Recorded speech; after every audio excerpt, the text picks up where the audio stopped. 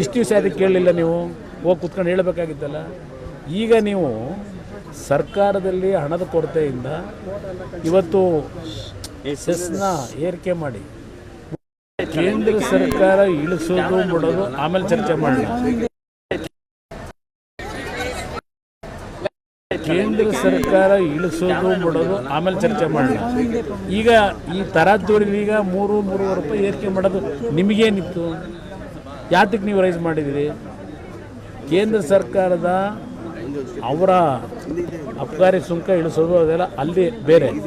ಇಷ್ಟು ದಿವಸ ಅದಕ್ಕೆ ಕೇಳಲಿಲ್ಲ, ನೀವು ಹೋಗಿ ಕುತ್ಕೊಂಡು ಹೇಳಬೇಕಾಗಿತ್ತಲ್ಲ.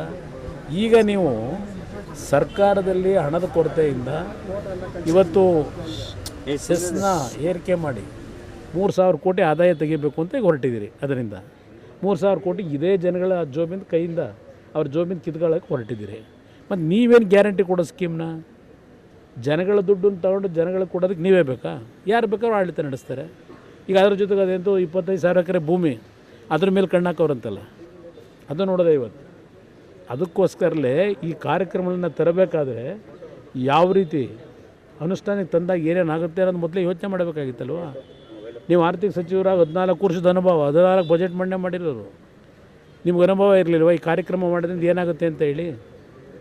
ಇವತ್ತು ಹಲವಾರು ಇಲಾಖೆಗಳಲ್ಲಿ ಹಣ ಸೋರಿಕೆ ಆಗ್ತಿದೆ. ಕಾರ್ಪೊರೇಷನ್ದು ಇವತ್ತೊಂದು ಆರ್ಟಿಕಲ್ ನೋಡಿದೆ, ಒಂದು ಕೆಲಸಕ್ಕೆ 2-3 ಬಿಲ್ ಮಾಡಿ ಕೋಟ್ಯಾಂತರ ರೂಪಾಯಿ ದುಡ್ಡು ಲೂಟಿ ಹೊಡೆದಿದ್ದಾರೆ ಅಂತೇಳಿ ಕಾರ್ಪೊರೇಷನಲ್ಲಿ ನಡೀತಿದೆ ಅಂತ ಇವತ್ತೊಂದು ಆರ್ಟಿಕಲ್, ದೊಡ್ಡ ಆರ್ಟಿಕಲ್ಲೇ ಇದೆ. ಈಗ ನಿಮ್ಮ ಬೋರ್ಡ್ ಕಾರ್ಪೊರೇಷನ್ಗಳಲ್ಲಿ ಇರ್ತಕ್ಕಂಥ ದುಡ್ಡು ಹೇಳೋರು ಕೇಳೋರಿಲ್ಲ, ಅದು ಎಲ್ಲಿ ಹೋಗಿದೆಯೋ ಏನೋ, ಜನಗಳ ಹೆಸರಿನಲ್ಲಿ ಅದು ಲೂಟಿ ಮಾಡ್ಕೊಂಡು ಕೂತಿದ್ದೀರಿ. ಇದು ಎಲ್ಲವನ್ನು ಸರಿಯಾದ ರೀತಿ ಬಿಗಿಯಾಗಿ ಆಡಳಿತ ನಡೆಸಿದರೆ ಈ ಸೆಸ್ಸನ್ನು ಇವತ್ತು ಏರಿಕೆ ಮಾಡ್ತಕ್ಕಂಥ ಅವಶ್ಯಕತೆ ಬಂದಿತ್ತಾ? ಕುಮಾರಸ್ವಾಮಿ ಕೇಂದ್ರ ಮಂತ್ರಿಗಳು ಅವರು ದಂಗೆ ಎದ್ದೇಳಿ ಅಂತ ಹೇಳಿದ್ದಾರೆ. ನಾನು ಯಾತಕ್ಕೆ ದಂಗೆ ಎದ್ದೇಳಿ? ನಿಮ್ಮ ಸರ್ಕಾರದ ವಿರುದ್ಧ ಜನ ಇವತ್ತು ತೀರ್ಮಾನ ತಗೋಬೇಕು. ಕುಮಾರಸ್ವಾಮಿ ಮಾತಾಡೋದು ಸರಿನಾ ಅಂತ ಏನು ನಾನು ಜನಗಳಿಗೆ ದಂಗೆ ಎದ್ದೇಳಿ ಅಂದರೆ ಏನೆಲ್ಲ ಕಾನೂನು ಬಾಹಿರವಾಗಿ ಪ್ರತಿಭಟನೆ ಮಾಡಿ ಅಂತಲ್ಲ, ಶಾಂತಿಯುತವಾಗಿ ಸರ್ಕಾರದ ಈ ರೀತಿಯ ಸ್ವೇಚ್ಛಾಚಾರದ ನಡವಳಿಕೆ ಏನಿದೆ ಇದರ ವಿರುದ್ಧ ನೀವು ಪ್ರತಿಭಟನೆ ಮಾಡಬೇಕು ಅನ್ನೋದಕ್ಕೆ ಆ ಪದ ಬಳಸಿದ್ದೀನಿ ಅಷ್ಟೇ.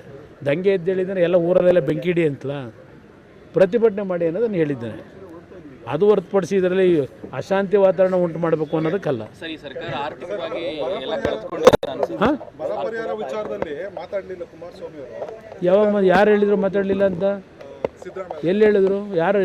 ಈಗ ಬರದ ವಿಷಯದಲ್ಲಿ ಸರ್ಕಾರ ನೀವೇನು ಮಾಡಿದಿರಿ?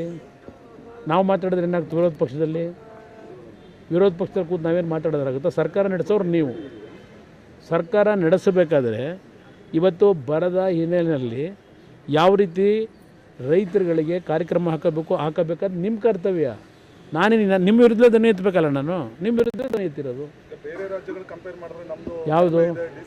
ಇಲ್ಲಿ ಬೇರೆ ರಾಜ್ಯದ ಕಂಪ್ಯಾರಿಸನ್ ಮೇಲೆ ಆಡಳಿತ ನಡೆಸೋಕ್ಕಾಗಲ್ಲ. ಅವ್ರು ಯಾರೋ ಏನೋ ಮಾಡಿದ್ರು ಅಂತೇಳಿ ನೀವು ಮಾಡಬೇಕು ಅಂತ ಇದೆಯಾ? ಅದರಿಂದ ಈ ಸರ್ಕಾರ ನಡೀತಿರ್ತಕ್ಕಂಥ ಮಾರ್ಗ ಏನಿದೆ, ಆದಾಯ ತರಲಿಕ್ಕೆ ಬೇಕಾದ ರೀತಿಯಲ್ಲಿ ಸೋರಿಕೆ ಇರೋದನ್ನು ತಡೆಗಟ್ಟಿದ್ರೆ ಸಾಕಿತ್ತು. ಅವರೇ MP ಪಾಟೀಲ್ರೇ ಹೇಳಿದಲ್ಲ, ಗ್ಯಾರಂಟಿಗೆ ದುಡ್ಡು ಬೇಕಲ್ಲ, ಅದಕ್ಕೆಲ್ಲ ಮಾಡಿದ್ದೀವಿ ಅಂತ ಅವರೇ ಹೇಳ್ಕೊಂಡವ್ರು, ನಾನು ಹೇಳೋದಲ್ಲ. ಇದು ಮಾಡಿದ್ರು ಅಭಿವೃದ್ಧಿಗೆ ದುಡ್ಡು ಕೊಡ್ತಾರೆ? ಈಗ ಹೋಗ್ತಿರೋ ಮಾರ್ಗದಲ್ಲಿ ಅಭಿವೃದ್ಧಿ ದುಡ್ಡು ಕೊಡ್ಲಿಕ್ಕೆ ಸಾಧ್ಯವೇ ಇವರು? ಅದರಿಂದ ಮುಂದೆ ನೋಡೋಣ ಅಂತೇನೆ. ನಾವು ನನ್ನನ್ನು ಯಾತಕ್ಕೆ ಅಲ್ಲಿಗೆ